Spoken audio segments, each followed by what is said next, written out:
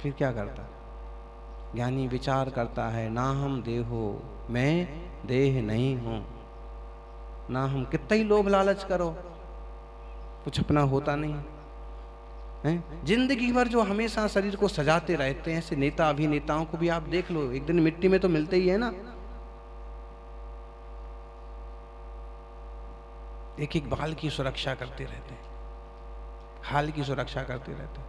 वो अपना उपयोग, अपनी बुद्धि, अपना ज्ञान इसके लिए बर्बाद करते रहते हैं, लेकिन ये उसके लिए कुछ बर्बाद नहीं करता। इसका जब टाइम पूरा होता है तब ये छोड़ छाड़ के और बात खत्म, आयु खत्म, वायु खत्म।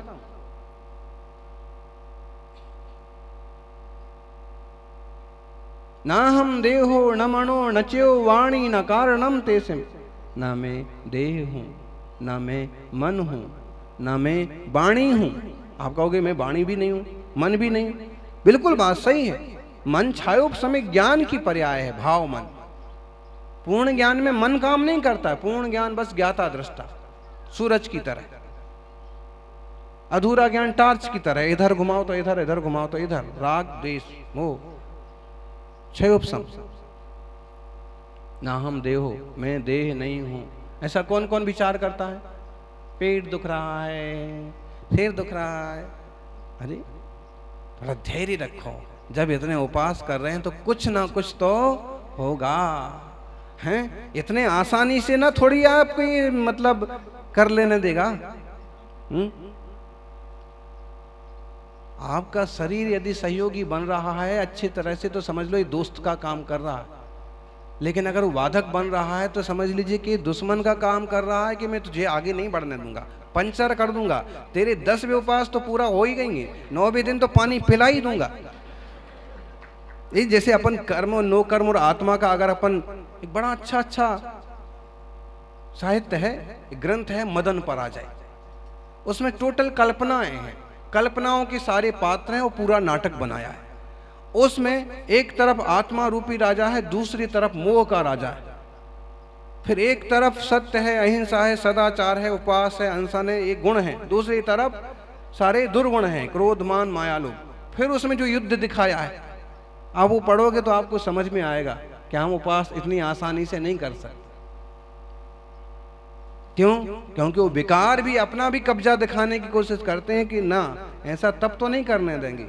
अगर सभी ऐसा तप करने लगे, सब आत्मा को जानने लगे तो फिर संसार खाली नहीं हो जाएगा। इसलिए सोचते हैं 15 जने उपास करने का, फिर पहला उपास कर पाते हैं 10, दूसरे में 8, तीसरे में 7, अब आगे जितने बच जाएं उतने।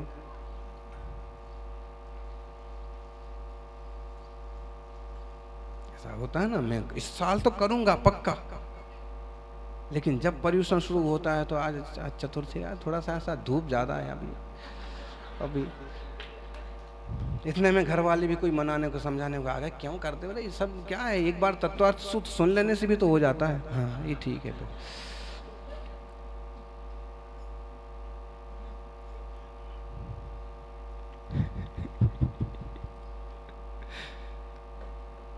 चलो समझना, देह कर्म नो कर्म इतनी जल्दी पीछा नहीं छोड़ते हैं।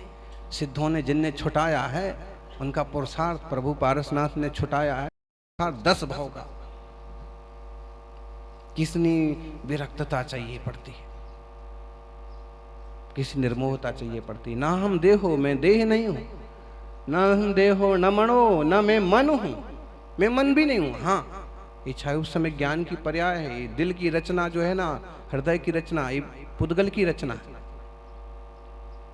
नच्यु वाणी, वाणी भी मैं नहीं हूं। देखो अब 9-10 उपास वालों से पूछो, आवाज ही नहीं निकल रही। अगर आवाज आप हो तो आपके बस में होना चाहिए ना, वो आपकी बस में नहीं है। पानी के, भोजन के, गले के बस में है कि पानी मिल गया, भोजन मिल गया, गला ठीक ठाक हो गया तो आवाज निकलेगी, नहीं तो नहीं निकलेगी। पुद्गल की है वो भी।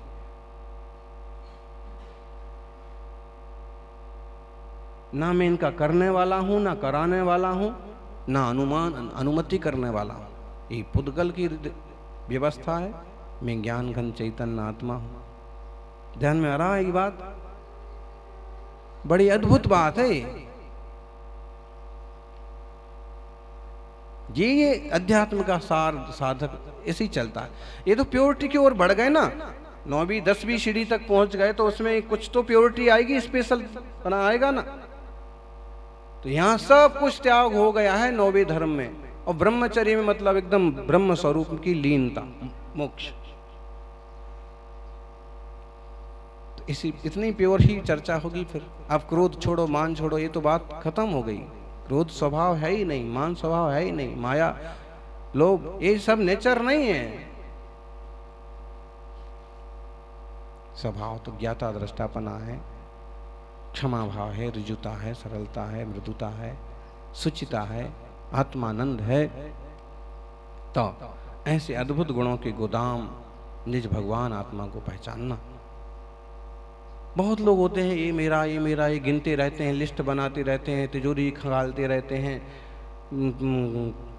कापी किताबें पलटते रहते हैं, कपड़े इधर से उधर करते रहते हैं, हार कंगन सब जोड़ मिलाते रहते हैं। और कुछ लोगों का तो ना इसी में ही समय कट जाता है। अब आज का उपास है तो आप सारी तिजोरी में देखो कितने कपड़े हैं और कैसे हैं, और 10वें दिन कौन से पहनना है, पारना में कौन से पहनना है, जब घोड़े पर बग्घी में बैठेंगे तो कौन से पहनना है, और रिश्तेदारों को आएंगे तो कौन से देना है। जैसे उपास के कुछ फायदे ऐसे भी निकल आते हैं, लेकिन ये बराबर नहीं है, लाभदायक नहीं है। परिणाम फिजूल में गया ना। भक्ति में जाता तो एक बार मानते कि शुभोपयोग में गया, जिनने सब कुछ जीता है उनकी महिमा में गया तो अच्छे में गया। गर्जंती दंती निवास तरला तुरंगा। अब इसके आगे उन्हें समझ में नहीं आ रहा कि और क्या बोले। सारी चीजें तो हो गई, स्त्रियां हो गई, मित्र हो गए, नौकर चाकर हो गए, हाथी घोड़े हो गए, संपत्ति हो गई। अब क्या करें? चौथी लाइन भी तो पूरा होना चाहिए ना। बार बार गाते चेतो हरा युवतया सुहृदोनुकूला सदबांधवा प्रणय गर्भगिरश्च भृत्यः गर्जंती दंती निवास तरला तुरंगाः। 3 लाइन हो गई। चौथी में क्या लिखा? चौथी में कुछ नहीं सूझ रहा है, कुछ सोचते हैं, फिर सोचने का प्रयास करते हैं, फिर एक आध अक्षर लिखते हैं, फिर समझ में नहीं आ रहा कि अब चौथी लाइन में। योग संयोग उस दिन ऐसा हुआ कि गांव के ब्राह्मण गरीबी से बुरी तरह त्रस्त थे। लड़की की शादी को पैसा चाहिए था, कहीं से कोई व्यवस्था नहीं हो रही थी। पत्नी ने झाड़ फटकार करके कहा कि चाहे राजा के यहाँ चोरी करके लाओ, लेकिन व्यवस्था होना चाहिए, नहीं तो घर में नहीं घुसने दूंगी। आप लोगों के साथ भी कभी कभी होता है ऐसा? नहीं होता?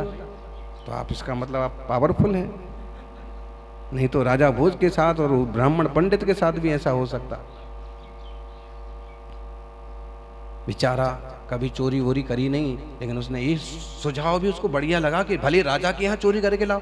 उसने कहा ये तो बढ़िया बात है, अगर मैं राजा के यहाँ चोरी करके लाऊंगा तो आराम से कुछ अच्छा सा हाथ लग गया तो लड़की की शादी तो आराम से हो जाएगी।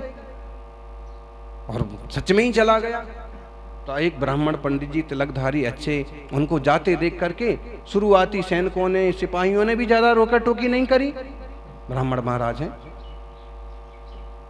जैसे करते करते अंदर तक, आखिरी में भी कोई द्वारपाल खड़ा था, उसने भी पूछ ही लिया एक बार अब थोड़ा।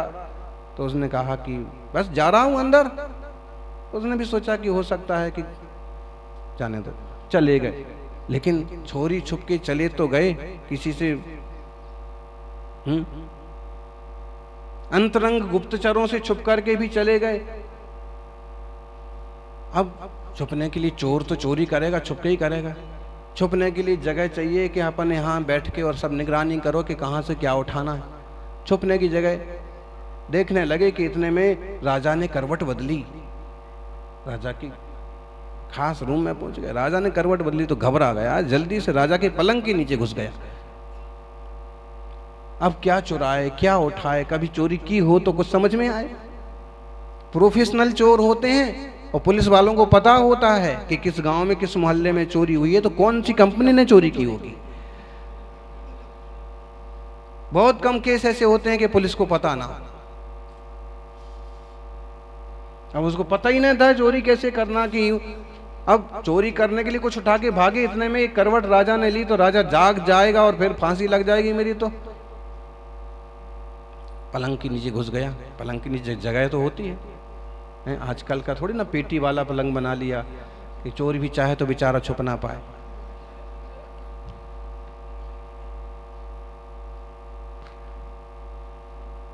बार बार राजा यही गा रहा था, करवट ली, इसकी नींद खुल गई है, बैठा हुआ है, कविता बना रहा है, बेचारा ही नीचे बैठा बैठा उसकी कविता सुन रहा है।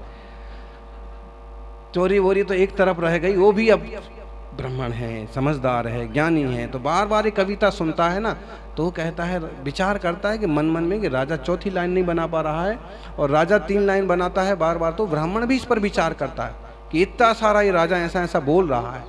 और अब की बार जब राजा ने 3 लाइन बोली, चेतो हरा युवतया सुहृदोनुकूला सदबांधवा प्रणय गर्भगिरस्य भृत्याः गर्जन्ति दंति निवहा तरला तुरंगा। तो पंडित जी से, ब्राह्मण महोदय से रहा नहीं गया, वो भी ज्ञानी था, उसने चौथी लाइन जोड़ दी, सम्मिलिते नयन योर नहीं किंचिदस्ति। आंखें मुंद जाने के बाद कुछ भी किसी का होता नहीं। और जैसे ही राजा ने सुना तो बोला, कौन है, कहाँ है? नीचे देखा तो पंडित जी, बाहर निकल के आओ, नीचे क्या कर रहे हो? बोले महाराज सच्ची बात तो ये है, बिटिया बड़ी हो गई है, घर में खाने को भी नहीं है, तो मैं तो चोरी करने के लिए आया था। मैं चाह रहा था कुछ छोड़ा मोड़ा चुरा लूं और ये काम निपट जाए, फिर शांति से भगवान का भजन करूं, लेकिन आप तो करवट लिया और मैं इसके नीचे घुस गया और आप तो बस कविता गाते रहे, मेरा ये है, मेरा वो है। फिर से रहा नहीं गया कि किसी का कुछ होता नहीं है, इसलिए कुछ भी किसी का नहीं है। आंखें बंद हुई तो साहब एक सपना आंखें बंद का जो सोते हुए आता है, एक सपना खुली आंखों का जो खुली आंखों से दिखता है, बंद आंखों पर खत्म हो जाता है। तो खुली आंखों वाला सपना चल रहा है अपना, सबका ही खुली आंखों का सपना चल रहा है कि ये है वो है। आंखें बंद हुई तो राजन कुछ भी नहीं। राजा ने कहा, तुमने सच में मेरी आंखें खोल दी, तुम्हारे इस विचार से मैं बहुत खुश हूं। चलो ये हार ले जाओ, एक कंगन ले जाओ, सोने का सामान ले जाओ, और कुछ जरूरत पड़े तो बताना। देखिए कितना कुछ कर लो, कुछ किसी का होता नहीं, बस एक चिन्मात्र ज्ञान घन आत्मा ही अपना है। ऐसा ज्ञान होना चाहिए, चाहे स्वस्थ हो तो भी, बीमार हो तो भी, किसी भी हालत में। कई लोग होता है कि थोड़ी सी मोड़ी भी बीमारी आ जाती है तो बस उसी का रोना, हाय अब बीमार पड़ गए। तो रोना काहे को रो रहा है? तुम्हारे रोने से बीमारी चली जाएगी क्या? बड़ा संकट आ गया है तो तुम्हारे ऐसे चिंतित रहने से, दुखी रहने से वो खत्म हो जाएगा क्या? बिंदास खुश रहो ना, जो होना है सो होना है। तुमसे कुछ करते बन रहा है तो करते जाओ, रोने में वक्त खराब करने से क्या फायदा?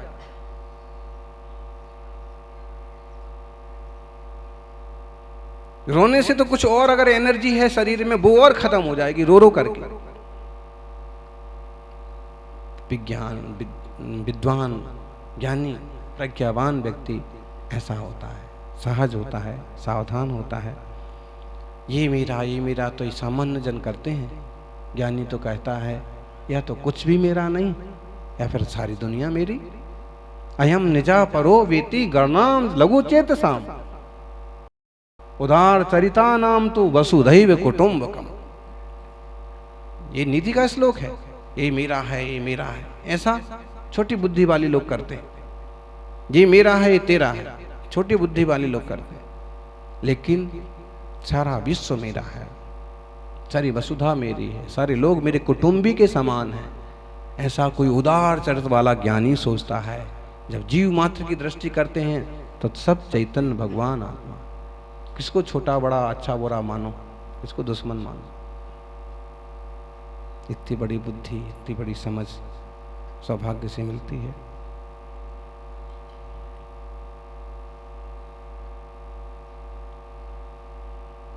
अपन उन्हीं लोगों में से बने कि जो ये समझें कि ना तेरा ना मेरा दुनिया रहन बसेरा। कुछ लोग होते हैं कि मेरा भी मेरा तेरा भी मेरा। दुर्योधन,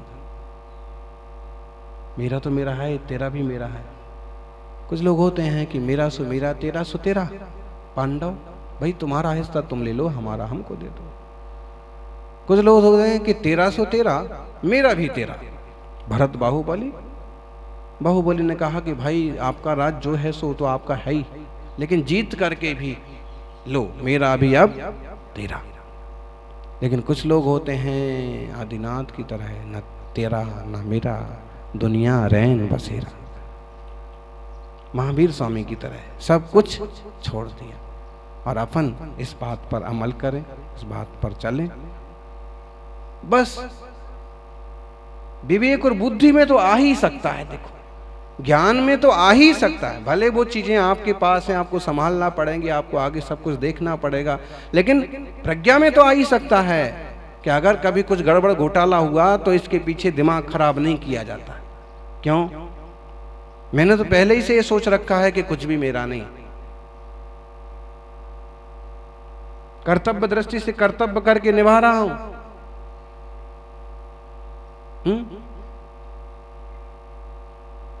एक बार मोदी ने बयान दिया था ना, क्योंकि वो तो नेताजी हैं तो फिर भी, लेकिन एक बार कहा था कि भाई मेरा क्या है, मैं तो अपना कमंडल उठा के निकल जाऊंगा, हैं, झोला उठा के निकल जाऊंगा। इसका मतलब है, अगर समझदारी से कहा है तो इसका मतलब है कि उनको पता है कि पहले ही मेरे पास झोला ही था, कमंडल ही था, हैं, सन्यासी जैसे ही रूप था, जीवन था, तो अब जरूरत पड़ेगी तो फिर से निकल जाऊंगा। मतलब एक समझ, चूंकि वो उनकी स्तर की बात वो जाने। लेकिन एक सम्यक ज्ञानी, सम्यक दृष्टि का भी ऐसा ही होता है कि भले किसी भी माहौल में हो, लेकिन अगर ऐसा कोई जरूरत पड़ती है तो मुझे पता है कि कुछ भी मेरा नहीं है। इससे एक बड़ा सुकून मिलता है, शांति मिलती है, समता बनी रहती है। जब हमने देह को भी पर मान लिया ना, और फिर कोई तकलीफ आ गई तो इसकी सेवा करेंगे, सुरक्षा करेंगे, बचाव करेंगे, सब कुछ करेंगे। लेकिन देख रहे हैं कि कैसे भी नहीं संभले तो जा भाई मैं अपने रास्ते। ऐसे ही तो मुनिराज समाधि करते हैं। ऐसे यह अकिंचन धर्म हमें परम जिद स्वभाव की, चैतन्य स्वरूप की उपलब्धि कराए, और हम जो कुछ हैं हम परिपूर्ण हैं उस स्वभाव को उपलब्ध हों। जय बोलिए उत्तम अकिंचन्य धर्म की, 24 तीर्थंकर भगवान की।